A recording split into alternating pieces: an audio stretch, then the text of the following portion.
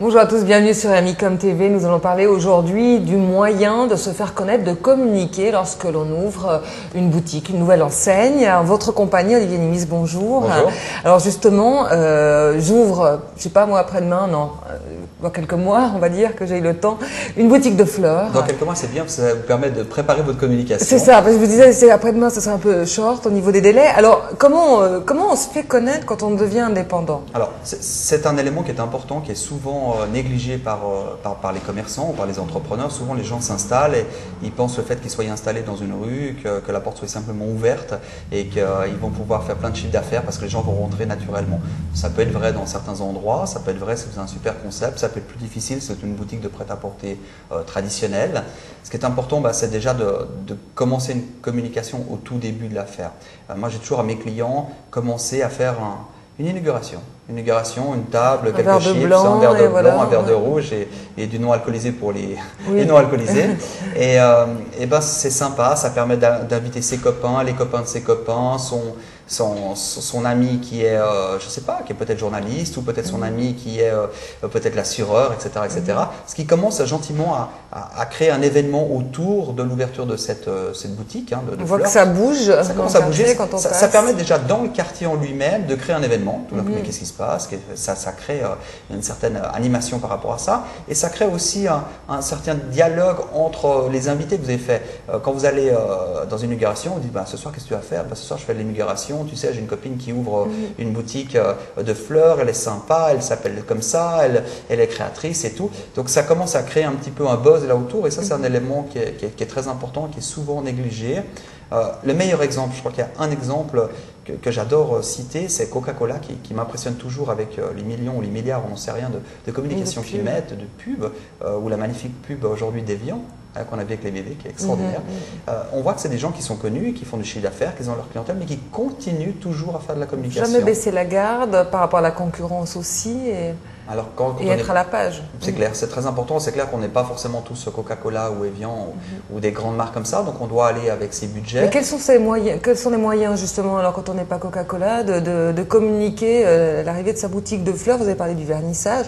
Et autre moyen peut-être? Aujourd'hui, on a l'Internet, on voit qu'on a des réseaux sociaux qui existent. On voit que les réseaux sociaux, on arrive à se créer des armées virtuelles. Et on peut annoncer certaines choses. Sur Facebook, j'ai trouvé fantastique, il y a plein de bars aujourd'hui qui annoncent leur soirée, qui annoncent plein de choses. C'est de la communication qui leur coûte zéro. Ils ont une liste d'amis qui sont forcément des clients, qui vont venir, des clients. Tout le monde est au courant. Qu'est-ce qui se passe? Qu'est-ce qui va se passer ce week-end dans ce bar? Qu'est-ce qui va se passer dans votre magasin de fleurs la semaine prochaine? C'est des éléments qui sont importants. C'est des éléments qui ne coûtent pas beaucoup d'argent, puisque c'est que du temps. Vous allez passer du temps à gérer votre ordinateur. Pour Internet, mais s'il n'y a pas Internet, je ne sais pas, il y a les journaux. Alors, les journaux, ça coûte vite beaucoup d'argent. Et puis la radio aussi, on ne se rend pas toujours compte. On a toujours envie de faire une campagne de pub radio, télévision ou autre chose. C'est des gros moyens. Vous ne pouvez pas aujourd'hui démarrer une boutique de fleurs et puis vous permettre d'acheter une campagne de publicité radio ou télévision. C'est sûrement votre rêve, mais ce n'est pas possible. Mais vous avez peut-être la possibilité de faire des flyers, de distribuer des flyers dans votre quartier, de faire un mailing pour les entreprises du coin qui vont peut-être prendre l'habitude de vous commander des fleurs régulièrement. Et ça, c'est toutes des petites choses qui prennent du temps et qui coûtent très très peu d'argent au final. Il faut le faire, ça donne une base qui est saine et après récupérer ses coordonnées de ses clients aussi. Parce que la personne qui est venue vous acheter des fleurs une fois, il est rentré dans votre boutique, vous lui avez vendu quelque chose, tant mieux, vous avez fait votre vente, lui est peut-être content, j'espère qu'il sera très content. C'est bête de le laisser partir sans qu'il ait rien rempli. Faites-lui remplir un petit formulaire ou une carte fidélité, ce qui vous permet de lui dire à la Saint-Valentin, n'oubliez pas votre femme, à Noël, de dire mais offrez des fleurs pour faire la différence, ou à la fête des mères, avez-vous oublié votre maman? C'est des petites choses que les gens oublient malheureusement et on n'a pas forcément besoin toujours de mettre des milliers de francs ou des millions de francs dans la communication quand on est une petite entreprise. C'est vraiment du détail et c'est très très important. Et un dernier conseil que vous donneriez? Communiquer. Voilà. On parle dans le commerce de détail, on dit il y a trois choses qui sont importantes. Une chose, c'est l'emplacement. C'est vrai, l'emplacement est très important, mais ce qu'on oublie souvent, c'est de communiquer et communiquer sur votre savoir-faire, sur votre service, sur les prestations que vous amenez, sur votre produit. C'est quelque chose de génial dans l'entreprise. La communication, c'est un élément fantastique et malheureusement, c'est quelque chose qui est oublié. Faites-le communiquer. Oui. Et aussi être commerçant, et ça englobe tout ça. Être souriant, on accueillant. peut être souriant, accueillant, mais ne pas savoir communiquer.